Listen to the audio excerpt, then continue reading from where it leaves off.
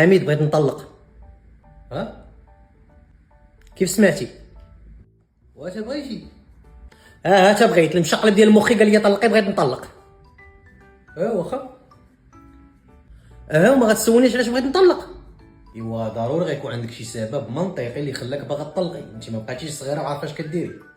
صغيره في اللاج ولكن عقلي كبير. دابا انت غتطلقني ان شاء الله. كي نرجع شي من الخدمه نطلقك، وعلى حساب القانون الدراري غيبقاو معايا انا. واخا صافي، الا بغيتي تخليهم حتى من دابا عندك ما عنديش مشكل. باش تخلي لي انا المسؤوليه وانت تمشي تتزوج وتدور مع راسك. صافي نخليهم عندي انا وسيري انتي تزوجي ودوري مع راسك، ماشي مشكل.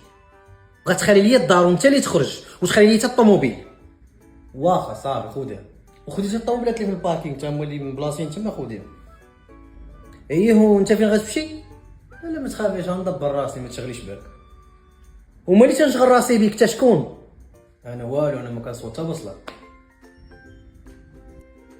صافي ساليتي؟ باقا شي حاجه غتزيدي ولا نسدو هاد المحضر؟ ساليت.